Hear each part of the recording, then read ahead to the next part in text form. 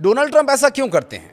उन्हें सारी दुनिया का क्रूड ऑयल, पेट्रोकेमिकल्स क्यों चाहिए? क्या करना चाहते हैं वो? दरअसल उनकी कोशिश ये है कि तेल, जो ईंधन का एक बहुत ही व्यापक और ज़रूरी रूप है, उस पर कम से कम उनका नियंत्रण हो जाए और उनके द्वारा बनाए हुए नियमों को दुनिया में माना जाए, ताकि ट्रंप की वाह सब तरफ हो और वो सबसे पावरफुल लीडर हो। हर कोई यही चाहता है कि मैं सबसे पावरफुल हूँ, मेरे पास सारा पैसा हो, और अमेरिका और ट्रंप भी कुछ ऐसा ही चाहते हैं। लेकिन अमेरिका शायद ये बात भूल रहा है कि रूस अपने आप में पावरफुल तो है ही, पुतिन भी एक ज़बरदस्त पावरफुल नेता हैं, लेकिन अमेरिका की इस हरकत ने एक बार फिर से रूस के साथ उनकी तनाव की स्थिति को और तनावपूर्ण और खतरनाक मोड़ पर ला खड़ा किया है। बात करेंगे इस बारे में पूरी विस्तार से, ये खबर आपको बताएंगे। नमस्कार, मैं हूं आशीष त्रिपाठी और उत्तरी अटलांटिक महासागर में हफ्तों से चले हाई वोल्टेज ड्रामे के बाद अमेरिका ने जो किया वो जियोपॉलिटिकल लेवल पर, यानी विश्व की राजनीति में खतरनाक रूप से भूचाल ला सकता है। अमेरिका ने रूस के झंडे वाले एक तेल टैंकर मारिनेरा को जब्त कर लिया है और इस पूरी सैन्य कार्यवाही ने वैश्विक राजनीति में खलबली मचा दी है, क्योंकि इस ऑपरेशन के दौरान रूसी नौसेना के युद्धपोत और पनडुब्बियां भी उसी क्षेत्र में मौजूद थीं। इसके अलावा कैरेबियन सागर में वेनेजुएला से आ रहे एक तेल टैंकर को भी अमेरिकी कोस्ट गार्ड्स ने पकड़ लिया। अमेरिकी होमलैंड सिक्योरिटी सचिव क्रिस्टी नोएम ने दोनों जगह सफल मिशन की पुष्टि करते हुए इसे घोस्ट फ्लीट के खिलाड़ी बताया और घोस्ट फ्लीट के खिलाफ इसे बड़ी चोट भी बताया।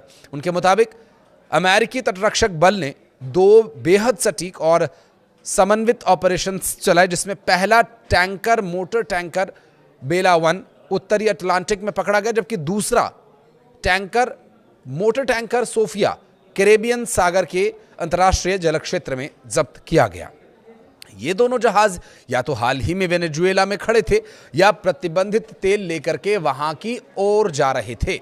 इससे पहले यूएस यूरोपियन कमांड ने बुधवार को पुष्टि की कि वेनेजुएला के तेल व्यापार से जुड़ी रूसी टैंकर मारिनेरा को अमेरिकी नौसेना या सेना या कोस्ट गार्ड, जो भी आप कहें, संयुक्त ऑपरेशन चला करके उसे अपने नियंत्रण में लिया जा चुका है।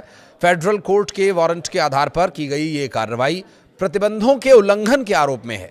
आपको बता दें कि इस कार्रवाई में वेनेजुएला के राष्ट्रपति निकोलस मादुरो की गिरफ्तारी के कुछ ही दिनों बाद ये एक्शन देखने को मिला। अमेरिकी स्पेशल फोर्सेस ने कराकस में ऑपरेशन चला करके मादुरो को पकड़ा था और उन्हें नशीली दवाइयों की तस्करी के आरोपों में मुकदमे के लिए अमेरिका लाया गया है।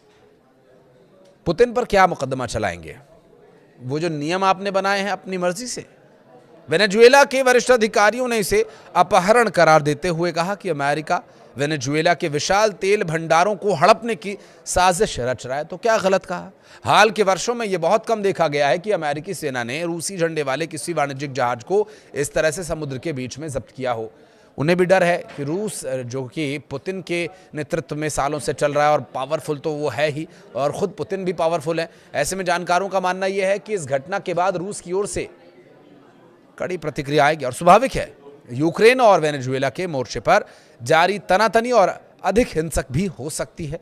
अब अंतर्राष्ट्रीय स्तर पर व्लादिमीर पुतिन, जो कि खुद सेना के सिपाही जनरल और अब देश के प्रमुख तक हो गए हैं, उनकी सोच और उनके द्वारा लिया जाने वाला एक्शन, अभी हाल ही में चाहे उनकी मुलाकातें ट्रंप से होती रही हों, लेकिन अब जो कुछ होने वाला है वो एक, हालांकि अभी तक कोई उन्होंने बहुत बड़ी प्रतिक्रिया या सीधे तौर पर प्रतिक्रिया नहीं दी है, क्योंकि टैंकर पर रूसी झंडा ज़रूर लगा था, लेकिन रूस की तरफ से इस पर कोई भी ऑफिशियल अभी अनाउंसमेंट नहीं की गई है। इसके 2 मतलब है, या तो वो इस तेल टैंकर को पूरी तरह से छोड़ देना चाहते हैं, इससे कोई लेना देना नहीं रखना चाहते, अंतर्राष्ट्रीय स्तर पर अमेरिका के नियमों का कोई उल्लंघन नहीं करना चाहते, और या फिर ये तूफान से पहले की खामोशी है। आपको क्या लगता है? बताइएगा कमेंट सेक्शन में। धन्यवाद।